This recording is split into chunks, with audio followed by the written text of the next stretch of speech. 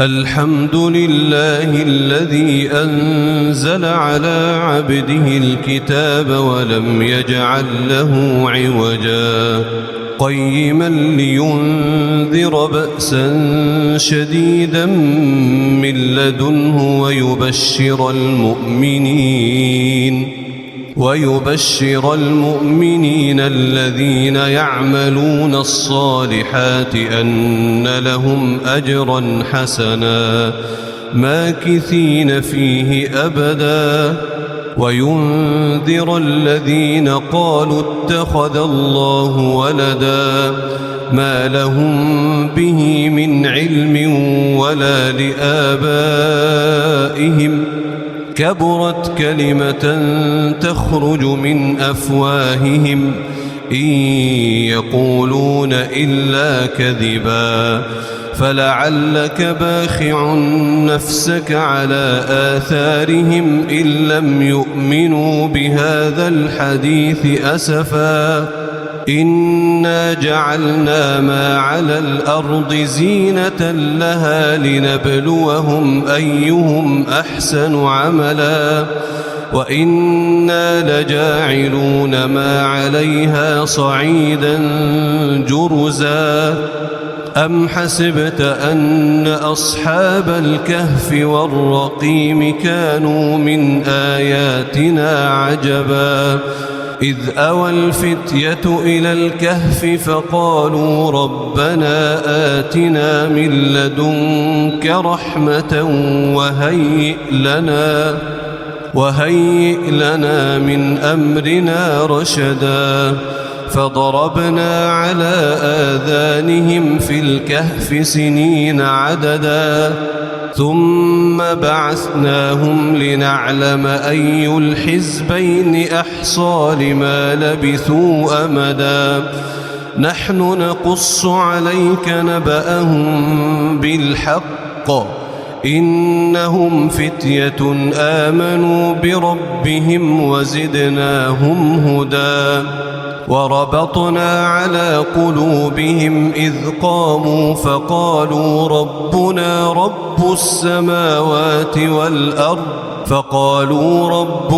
رب السماوات والأرض لن ندعو من دونه إلها لقد قلنا إذن شططا هؤلاء قومنا اتخذوا من دونه آلهة لولا يأتون عليهم بسلطان بين فمن أظلم ممن افترى على الله كذبا وإذ اعتزلتموهم وما يعبدون إلا الله فأووا إلى الكهف ينشر لكم ربكم من رحمته ويهيئ لكم من أمركم مرفقا وترى الشمس إذا طلعت تزاور عن كهفهم ذات اليمين وإذا غربت تقرضهم ذات الشمال وهم في فجوة منه ذلك من آيات الله من يهد الله فهو المهتد ومن يضلل فلن تجد له وليا مرشدا وتحسبهم أيقاظا وهم رقود ونقلبهم ذات اليمين وذات الشمال وكلبهم باسط ذراعيه بالوصيد لو اطلعت عليهم لوليت منهم فرارا ولملئت منهم رعبا وكذلك بعثناهم ليتساءلوا بينهم قال قائل منهم كم لبثتم قالوا لبثنا يوما أو بعض يوم قالوا ربكم أعلم بما لبثتم فبعثوا أحدكم بورقكم هذه إلى المدينة فلينظر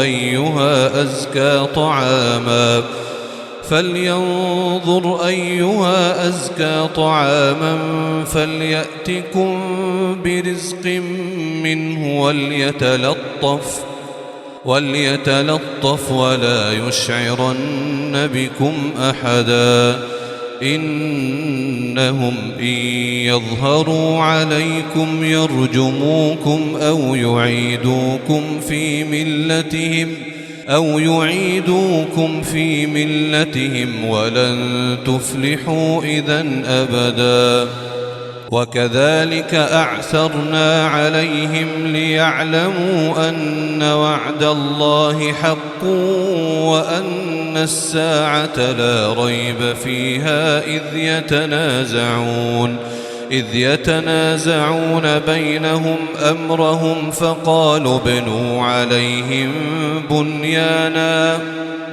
فقالوا ابنوا عليهم بنيانا ربهم أعلم بهم قال الذين غلبوا على أمرهم لنتخذن عليهم مسجدا سيقولون ثلاثة رابعهم كلبهم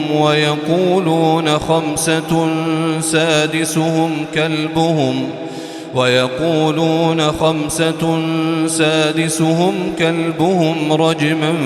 بالغيب ويقولون 7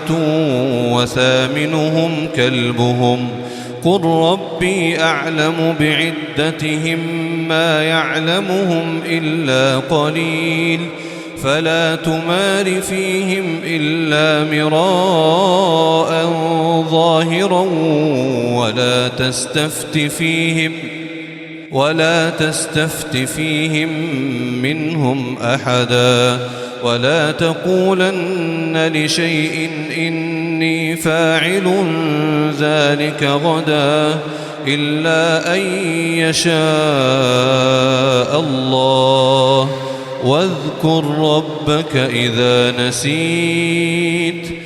واذكر ربك إذا نسيت وقل عسى أن يهديني ربي لأقرب من هذا رشدا ولبثوا في كهفهم 300 سنين وازدادوا 9 قل الله أعلم بما لبثوا له غيب السماوات والأرض أبصر به وأسمع ما لهم من دونه من ولي ولا يشرك في حكمه أحدا واتل ما أوحي إليك من كتاب ربك لا مبدل لكلماته ولن تجد من دونه ملتحدا واصبر نفسك مع الذين يدعون ربهم بالغداة والعشي يريدون وجهه ولا تعد عيناك عنهم تريد زينة الحياة الدنيا ولا تطع من أغفلنا قلبه عن ذكرنا واتبع هواه وكان أمره فرطا وقل الحق من ربكم فمن شاء فليؤمن ومن شاء فليكفر إنا أعتدنا للظالمين نارا أحاط بهم سرادقها وإن يستغيثوا يغاثوا بماء كالمهل يشوي الوجوه بئس الشراب وساءت مرتفقا إن الذين آمنوا وعملوا الصالحات إنا لا نضيع أجر من أحسن عملا أولئك لهم جنات جنات عدن تجري من تحتهم الأنهار يحلون فيها من أساور من ذهب ويلبسون ثيابا خضرا من سندس واستبرق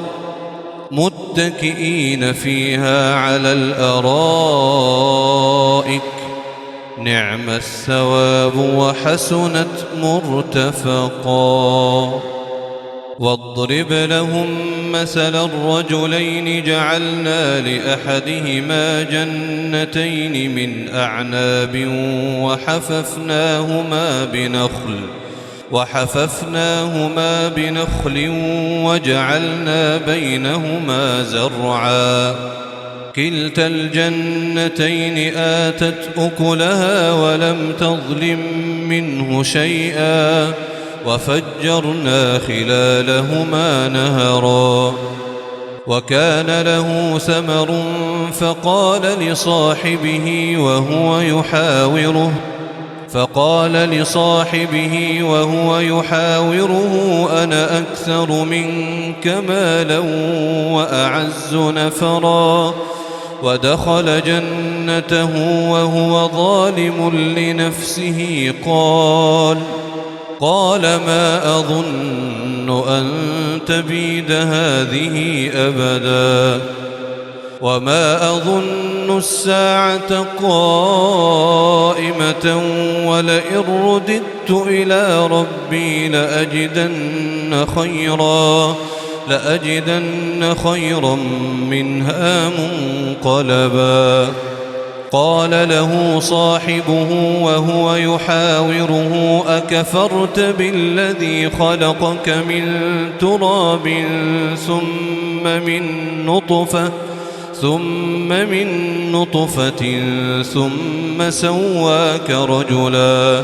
لكن هو الله ربي ولا أشرك بربي أحدا. ولولا إذ دخلت جنتك قلت ما شاء الله لا قوة إلا بالله إن ترني أنا أقل منك مالا وولدا فعسى ربي أن يؤتيني خيرا من جنتك ويرسل عليها حسبانا من السماء فتصبح صعيدا زلقا أو يصبح ماؤها غورا فلن تستطيع له طلبا. وأحيط بثمره فأصبح يقلب كفيه على ما أنفق فيها وهي خاوية على عروشها ويقول يا ليتني لم أشرك بربي أحدا. ولم تكن له فئة ينصرونه من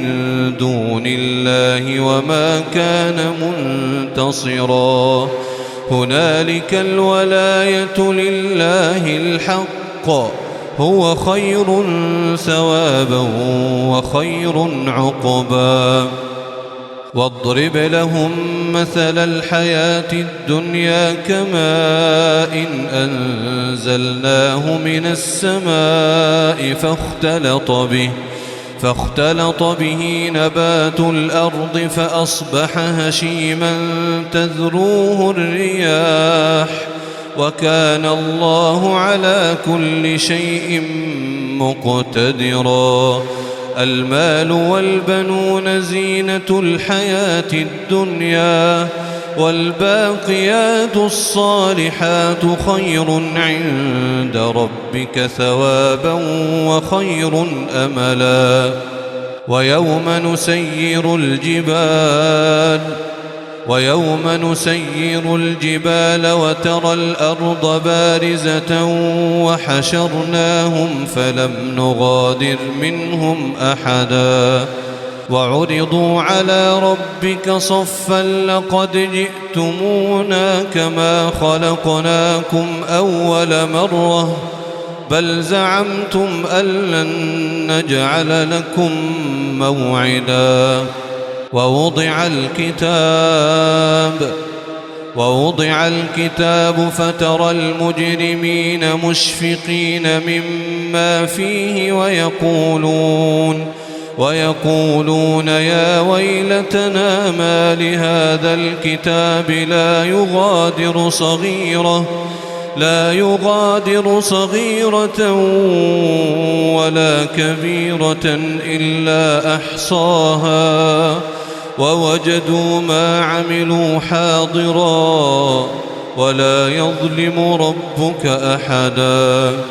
وإذ قلنا للملائكة اسجدوا لآدم فسجدوا إلا إبليس كان من الجن ففسق عن أمر ربه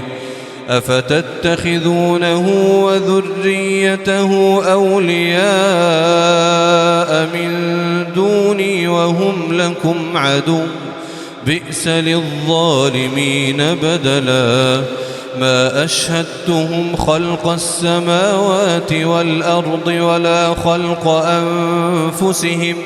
وما كنت متخذ المضلين عضدا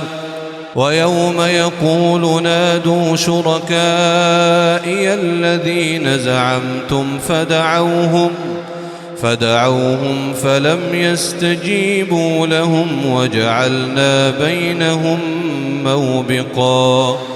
ورأى المجرمون النار فظنوا أنهم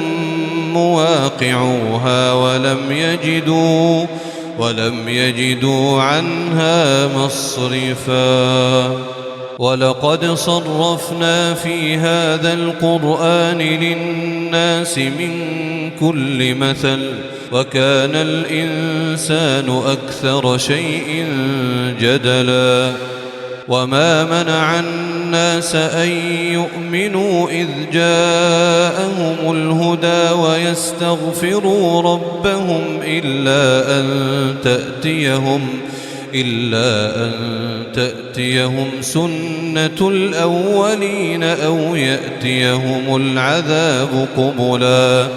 وما نرسل المرسلين إلا مبشرين ومنذرين ويجادل الذين كفروا بالباطل ليدحضوا به الحق واتخذوا آياتي وما أنذروا هزوا ومن أظلم ممن ذكر بآيات ربه فأعرض عنها ونسي ما قدمت يداه إنا جعلنا على قلوبهم أكنة أن يفقهوه وفي آذانهم وقرا وإن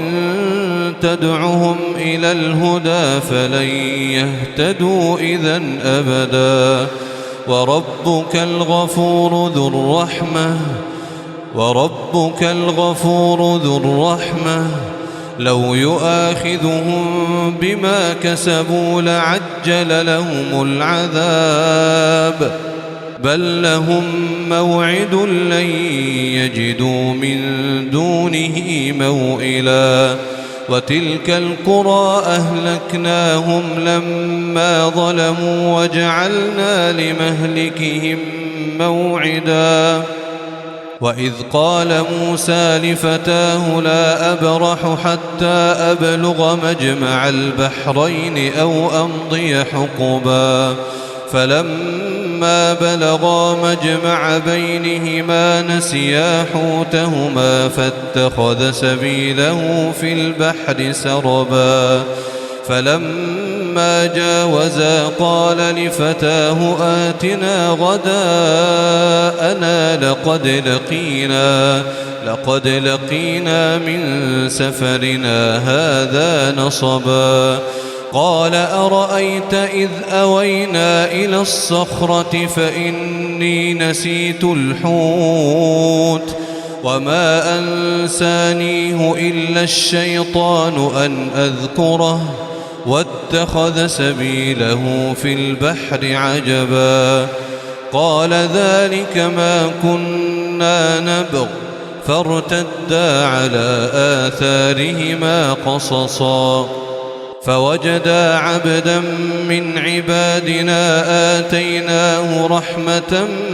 من عندنا وعلمناه من لدنا علما قال له موسى هل أتبعك على أن تعلمني مما علمت رشدا قال إنك لن تستطيع معي صبرا وكيف تصبر على ما لم تحط به خبرا قال ستجدني إن شاء الله صابرا ولا أعصي لك أمرا قال فإن اتبعتني فلا تسألني عن شيء حتى أحدث لك منه ذكرا فانطلقا حتى إذا ركبا في السفينة خرقها قال أخرقتها لتغرق أهلها لقد جئت شيئا إمرا قال ألم أقل إنك لن تستطيع معي صبرا قال لا تؤاخذني بما نسيت ولا ترهقني من أمري عسرا فانطلقا حتى إذا لقيا غلاما فقتله قال أقتلت نفسا زكية بغير نفس لقد جئت شيئا نكرا قال ألم أقل لك إنك لن تستطيع معي صبرا قال إن سألتك عن شيء بعدها فلا تصاحبني قد بلغت من لدني عذرا فانطلقا حتى إذا أتيا أهل قرية استطعما أهلها فأبوا أن يضيفوهما فوجدا فيها جدارا يريد أن ينقض فأقامه قال لو شئت لاتخذت عليه أجرا قال هذا فراق بيني وبينك سأنبئك بتأويل ما لم تستطع عليه صبرا أما السفينة فكانت لمساكين يعملون في البحر فأردت أن أعيبها وكان وراءهم ملك يأخذ كل سفينة غصبا وأما الغلام فكان أبواه مؤمنين فخشينا أن يرهقهما طغيانا وكفرا فأردنا أن يبدلهما ربهما خيرا منه زكاة وأقرب رحما وأما الجدار فكان لغلامين يتيمين في المدينة وكان تحته كنز لهما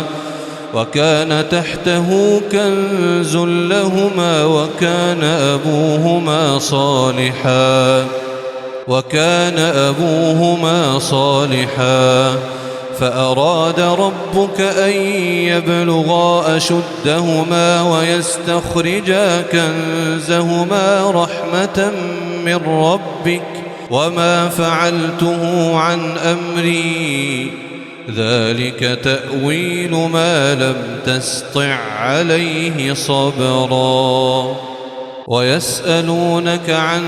ذي القرنين قل سأتلو عليكم منه ذكرا إنا مكنا له في الأرض وآتيناه من كل شيء سببا فأتبع سببا حتى إذا بلغ مغرب الشمس وجدها تغرب في عين حمئة ووجد عندها قوما قلنا يا ذا القرنين إما أن تعذب وإما أن تتخذ فيهم حسنا قال أما من ظلم فسوف نعذبه ثم يرد إلى ربه فيعذبه عذابا نكرا وأما من آمن وعمل صالحا فله جزاء الحسنى وسنقول له من أمرنا يسرا ثم أتبع سببا حتى إذا بلغ مطلع الشمس وجدها تطلع على قوم لم نجعل لهم من دونها سترا كذلك وقد أحطنا بما لديه خبرا ثم أتبع سببا حتى إذا بلغ بين السدين وجد من دونهما قوما لا يكادون يفقهون قولا قالوا يا ذا القرنين إن يأجوج ومأجوج مفسدون في الأرض فهل نجعل لك خرجا على أن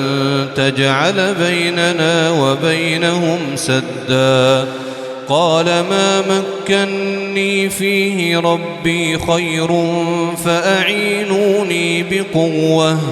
فأعينوني بقوة أجعل بينكم وبينهم ردما آتوني زبر الحديد حتى إذا ساوى بين الصدفين قال انفخوا حتى إذا جعله نارا قال آتوني أفرغ عليه قطرا فما استطاعوا أن يظهروه وما استطاعوا له نقبا قال هذا رحمة من ربي فإذا جاء وعد ربي جعله دكاء وكان وعد ربي حقا وتركنا بعضهم يومئذ يموج في بعض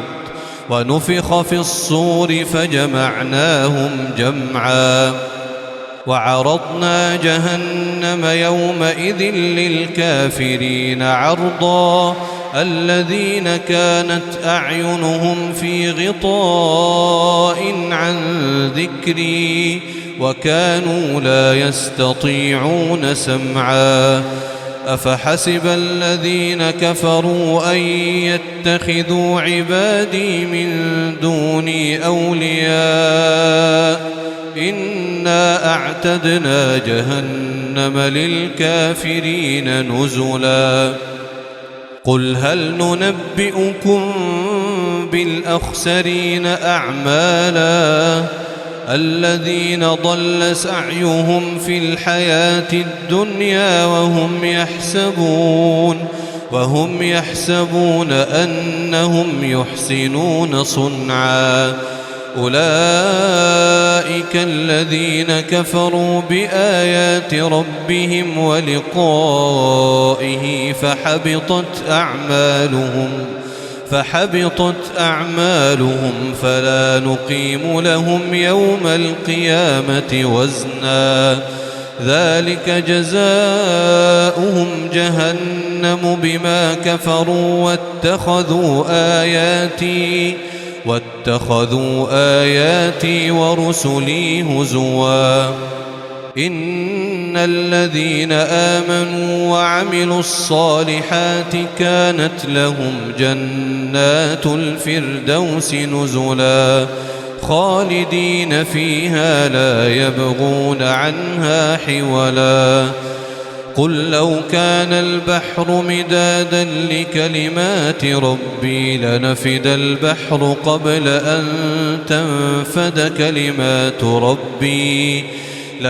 البحر قبل أن تنفد كلمات ربي ولو جئنا بمثله مددا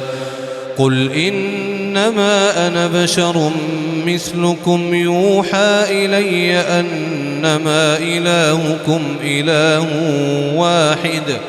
فمن كان يرجو لقاء ربه فليعمل عملا